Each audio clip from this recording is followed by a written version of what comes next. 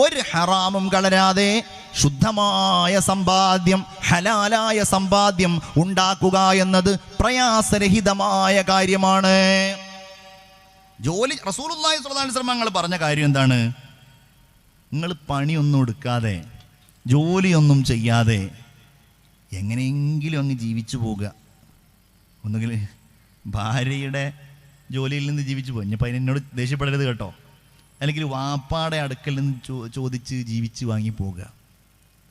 അതല്ലെങ്കിൽ ആരോടെങ്കിലും എന്തെങ്കിലും തേടി എരന്ന് അങ്ങനെ അഡ്ജസ്റ്റ് ചെയ്ത് പോകുക. അതായത് ഒരു കഠിനാധ്വാനത്തിനുള്ള ഒരു താല്പര്യമില്ലാതെ നിങ്ങളിങ്ങനെ മുന്നോട്ട് പോവുക എന്ന് പറയുന്നത് വലിയ ബുദ്ധിമുട്ടാണ്. എന്താ പറയുന്നത്? നിങ്ങൾക്കൊരു പണിയുമില്ലേ എങ്കിൽ നിങ്ങൾ എവിടെയെങ്കിലും പോയിട്ട് വിറക് വെട്ടൂ. അങ്ങനെ എവിടെയെങ്കിലും പോയിട്ട് വിറക് വെട്ടിയിട്ട് ആ വിറക് ഇങ്ങനെ ചുമന്ന ആളുകളുടെ അടുക്കൽ കൊണ്ടുവന്ന് വിറ്റ് അതിൽ നിന്ന് കിട്ടുന്ന ആ നാണയത്തുട്ടുകളുണ്ടല്ലോ, അത് നിങ്ങൾക്ക് ഏറ്റവും ഉത്തമമാണെന്ന് ഹബീബായ മുഹമ്മദ് മുസ്തഫ സല്ലല്ലാഹു അലൈഹി വസല്ലമ തങ്ങൾ പറയാണ്. ഒരാളൊരിക്കൽ മുഹമ്മദുർ റസൂലുള്ളാഹി സല്ലല്ലാഹു അലൈഹി വസല്ലമ തങ്ങളുടെ അടുക്കൽ ഒരു യാചിച്ചു വന്നു ഒരാൾ. അതിൻ്റെ അർത്ഥം യാചിച്ച് അല്ലെങ്കിൽ എന്തെങ്കിലും ചോദിച്ചു വരുന്ന ആളുടെ സാഹചര്യം നമ്മൾ മാനിക്കണം. ഇയാൾ നല്ല ആരോഗ്യ ദൃഢഗാത്രനായ ഒരാളാണ്. അള്ളാഹുവിൻ്റെ റസൂല് ഇയാളങ്ങനെ നോക്കിയിട്ട് ചോദിച്ചു, നിന്റെ അടുക്കൽ വീട്ടിൽ വല്ല സാധനങ്ങളുണ്ടോ? വിൽക്കാൻ പറ്റിയ വല്ല സാധനങ്ങളുണ്ടോ? അപ്പം അയാൾ പറഞ്ഞു, എൻ്റെ വീട്ടിലൊരു പുതപ്പുണ്ട്, എന്നാ പുതപ്പ് കൊണ്ടുവാ. അങ്ങനെ നബി സ്വഹാബികളോട് ചോദിച്ചതേ, ഈ പുതപ്പ് വാങ്ങാൻ ആരെങ്കിലും തയ്യാറുണ്ടോ? അപ്പോൾ ഒരാൾ പറഞ്ഞു, ഞാൻ 1 ദിർഹമിനത് വാങ്ങാം. അപ്പം നബി പറഞ്ഞു, ഇതൊരു ദിർഹമിനൊന്നുള്ളതല്ല. ഒരാൾ 2 ദിർഹമിനത് വാങ്ങി. അപ്പം നബി സല്ലല്ലാഹു അലൈഹി വസല്ലമ തങ്ങൾ പറഞ്ഞു, നിന്റെ കയ്യിൽ ഇപ്പോൾ 2 ദിർഹമുണ്ടല്ലോ, ഈ 2 ദിർഹമുകളിൽ നിന്ന് 1 ദിർഹമിന് നീ നിന്റെ കുടുംബത്തിന് നല്ല ആഹാരം വാങ്ങിച്ചു കൊടുക്കുക. അപ്പം അന്നൊക്കെയുള്ള ആഹാരം എന്ന് മാത്രമല്ല, കുറച്ച് ദിവസത്തിനുള്ള ആഹാരം 1 ദിർഹം കൊണ്ട് കിട്ടുമായിരിക്കണം. 2ാമത്തെ ദിർഹം കൊണ്ട് നീ നല്ല ഒരു മഴു വാങ്ങുക. എന്നിട്ട് നീ കാട്ടിലേക്ക് പോ. എന്നിട്ട് നീ നല്ല വിറകുകൾ അവിടെ നിന്ന് ശേഖരിക്ക്. 15 ദിവസം കഴിയുന്നത് വരെ എൻ്റെ കൺമുമ്പിൽ നിന്നെ കാണാനേ പാടില്ല. അള്ളാഹുവിൻ്റെ റസൂൽ മുഹമ്മദ് മുസ്തഫ. നിങ്ങളൊക്കെ ഒന്ന് സ്വലാത്ത് ചൊല്ലി മുത്തുനബി എന്ന് പറഞ്ഞാൽ നമ്മൾ ഏത് ഭാഗം നോക്കിയാലും നമുക്കൊക്കെ അതിൽ നിന്നുള്ള വലിയ പ്രോത്സാഹനമാണ്. ചിലപ്പോൾ മക്കളോട് ഈ സമീപനം സ്വീകരിക്കേണ്ടി വരും, ചിലപ്പോൾ കൂട്ടുകാരനോട് ഈ സമീപനം സ്വീകരിക്കേണ്ടി വരും, ചിലപ്പോൾ നമ്മളുടെ മരുമക്കളെ ഇത്തരം കാര്യങ്ങൾ ഉപദേശിക്കേണ്ടി വരും. റസൂലുള്ളാഹി അതിനുള്ള വഴി കാണിച്ചു കൊടുക്കാൻ. അയാളങ്ങനെ 15 ദിവസം കഴിഞ്ഞ് റസൂലുള്ളാഹി സല്ലല്ലാഹു അലൈഹി വസല്ലമ തങ്ങളുടെ അടുക്കലേക്ക് വരുമ്പോൾ അയാളുടെ കയ്യിൽ 10 ദിർഹം ബാക്കിയുണ്ടായിരുന്നു. അയാൾ പൈസക്കാരനായി മാറി. സല്ലല്ലാഹു അലാ മുഹമ്മദ് സല്ലല്ലാഹു അലൈഹി വസല്ലം. അപ്പ ഹബീബായ റസൂലുള്ളാഹി പറഞ്ഞു, നീ നേരത്തെ ചെയ്തിരുന്നത് പോലെ എനിക്ക് വല്ലതും എവിടെ നിന്നെങ്കിലും കിട്ടുമോ എന്ന് അന്വേഷിച്ച് നടക്കുന്നതിനേക്കാൾ നിനക്ക് ഏറ്റവും ഉത്തമമായത് ഇങ്ങനെ വല്ലതും ചെയ്ത് നീ സമ്പാദിക്കലാണ്. ആവശ്യമില്ലാതെ നീ ചോദിച്ച് നടക്കുന്നവനാണ് എങ്കിൽ നിന്റെ മുഖത്ത് അല്ലാഹു റബ്ബുൽ ഇസ്സത്ത് ഒരു കറുത്ത പുള്ളി വീഴ്ത്തുമെന്ന് മുഹമ്മദുർ റസൂലുള്ളാഹി സ്വല്ലല്ലാഹു അലൈഹി വസല്ലം തങ്ങൾ പറയാൻ. ഇനി നിങ്ങൾ നോക്കൂ, അള്ളാഹുവിൻ്റെ റസൂൽ സ്വല്ലല്ലാഹു അലൈഹി വസല്ലം തങ്ങൾ മദീനയിൽ ചെന്നിട്ട് ചെയ്യുന്ന ഒരു കാര്യം എന്താണ്?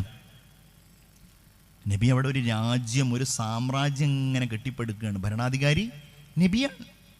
നബിക്ക് ശേഷം സിദ്ദീഖ് റളിയല്ലാഹു അൻഹു. ഇതൊക്കെ ഒരു ഭരണമായി മാറുകയാണ്. ഒരു പഞ്ചായത്ത് കൊണ്ടുപോകണമെന്നുണ്ടെങ്കിൽ എത്ര പൈസ വേണം? ഇപ്പം തെരഞ്ഞെടുപ്പൊക്കെ കഴിഞ്ഞ കാലമാണല്ലോ. പഞ്ചായത്തേക്ക് പോകണമെന്നുണ്ടെങ്കിൽ തന്നെ കുറേ പൈസ ചിലവാക്കിയിട്ടാണ് വോട്ടും ജയമൊക്കെ നടക്കുന്നത്. തോൽവിയാണെന്നുണ്ടെങ്കിൽ എല്ലാം പൈസ വേണം.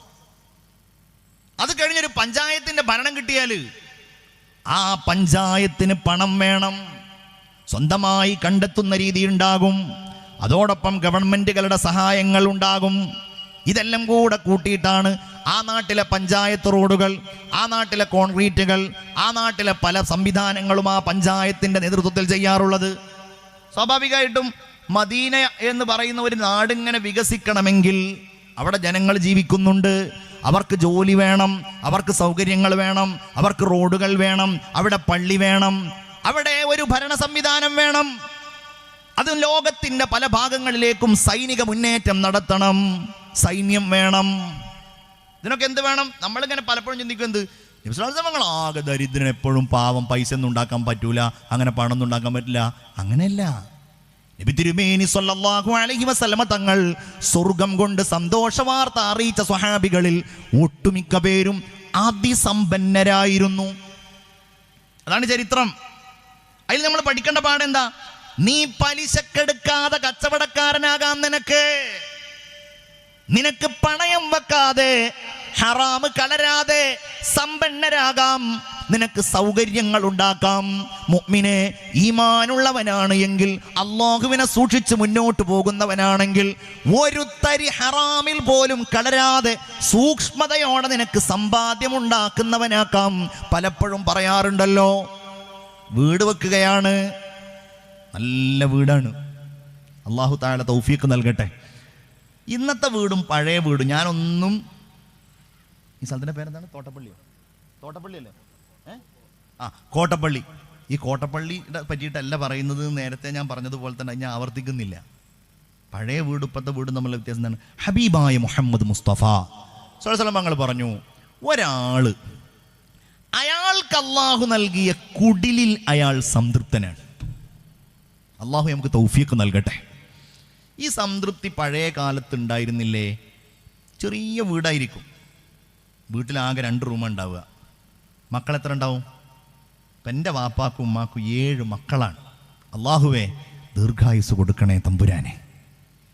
ഞങ്ങളുടെ ചെറിയ വീട്, ഈ 7 മക്കളുടെയും കല്യാണം കഴിഞ്ഞത് ആ വീട്ടിൽ നിന്നാണ്. ഞാൻ എൻ്റെ കാര്യം പറയാൻ, ഞങ്ങൾക്ക് എല്ലാവർക്കും വെവ്വേറെ വീടുകളായി. 7 മക്കളുടെയും കല്യാണം. 7 മക്കളിൽ 4 സഹോദരിമാരാണ്. എന്താ ഉണ്ടാവുക? ആ 4 സഹോദരിമാരുടെയും ഭർത്താക്കന്മാരൊക്കെ അവിടെ വന്നിട്ടാണ് താമസിച്ചിരുന്നത്. ഒന്ന് ആലോചിച്ച് നോക്കി. ഒരു സമാധാനക്കേടുമില്ല, ഒരു പ്രശ്നമല്ല. പാപ്പായുടെ മനസ്സിൽ, ഉമ്മായുടെ മനസ്സിൽ ഇപ്പോഴും അതിനെ സംബന്ധിച്ചൊരു വേദനയില്ല. എന്താ കാര്യം? അതിലൊരു ഹറാമും കലർന്നിട്ടില്ല, ഒരു നിഷിദ്ധമായതുമില്ല, ഒരു പേടി അവർക്കില്ല. ചോദിക്കുകയാണ്, നിങ്ങൾ എങ്ങനെയാണ് അത് ഉണ്ടാക്കിയത്? ഇത്ര കൊല്ലം ഗൾഫിൽ, ഞാൻ 40 കൊല്ലം ഗൾഫിൽ, ഈ വീട് എങ്ങനെ ഉണ്ടാക്കിയത്? എന്നിട്ട് ഇത്ര ചെറിയ വീടാണ് ഉണ്ടാക്കിയൊന്നും ഉണ്ടാക്കിയിട്ടില്ലല്ലേ, സമ്പാദിച്ചിട്ടില്ലല്ലേ? അൽഹംദുലില്ലാ, ഞാൻ പിന്നെ ഗൾഫിൽ പോയി 3 കൊല്ലം കഴിഞ്ഞപ്പോഴേക്ക് ഈ സ്ഥലം വാങ്ങി, 3 കൊല്ലം കഴിഞ്ഞപ്പോഴേക്ക് തറയിട്ടു. ഇങ്ങനെ നമ്മളതിൻ്റെ പഴയ ആളുകളൊക്കെ അതിൻ്റെ കഥ പറയും. ഒരു മരിച്ചിട്ട് അവരുടെ മയ്യത്ത് ഇങ്ങനെ മുന്നിൽ വെക്കും. മക്കൾ അങ്ങോട്ടും ഇങ്ങോട്ടും ഇങ്ങനെ ചർച്ച ചെയ്യും, ഇവർക്ക് വല്ല കടോ ബാധ്യത വല്ലതും ഉണ്ടോ? ഇല്ല, എൻ്റെ അറിവിലൊന്നുമില്ല കേട്ടോ. പള്ളിയിൽ ഉസ്താദ്, ഞങ്ങളുടെയൊക്കെ നാട്ടിൽ പള്ളിയിൽ ഉസ്താദ് പറയും, ഇയാൾ മരിച്ചിരിക്കും, വഫാത്തായിരിക്കുന്നു എന്നൊക്കെ പറഞ്ഞിട്ട് പറയും. അദ്ദേഹത്തിൻ്റെ മക്കൾ പറയുന്നത് അദ്ദേഹത്തിന് ബാധ്യതകളൊന്നും ഇല്ല എന്നാണ്. എന്നാലും എന്തെങ്കിലും ആർക്കെങ്കിലും ഉണ്ടെങ്കിൽ മക്കളുമായിട്ട് ബന്ധപ്പെടണം.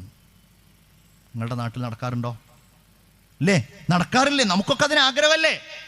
എന്നാൽ ഇന്നത്തെ തലമുറ, ഞാൻ ആക്ഷേപിക്കല്ല, വളരെ ഊർജ്ജസ്വലരാണ്. അവർ വീടുകളുടെ പുതിയ പ്ലാനുകൾ കാണുന്നവരാണ്, അതിനുവേണ്ടി ചെലവഴിക്കാൻ അവർ ആഗ്രഹിക്കുന്നവരാണ്. പക്ഷേ ചെയ്യുന്ന കാര്യം എന്താണ്? എവിടെ നിന്നാണ് ആ പണം? അതെങ്ങനെയുള്ള പണമാണ്? അതുകൊണ്ടുണ്ടാകുന്ന അവലക്ഷണങ്ങളെ കുറിച്ച് അവർ ആലോചിക്കാറുണ്ടോ? ചിന്തിക്കേണ്ട കാര്യമല്ലേ കുട്ടികളെ, സഹോദരിമാരെ? നമ്മളൊക്കെ ഗൗരവത്തോടെ ചിന്തിക്കണം. നമ്മളുടെ മനസ്സിനെ അള്ളാഹുവിന് വേണ്ടിയിട്ട് പാകപ്പെടുത്തുക എന്നുള്ളതല്ലാതെ ഇതിലൊരു മാറ്റവും നമുക്ക് വരുത്താൻ കഴിയില്ല.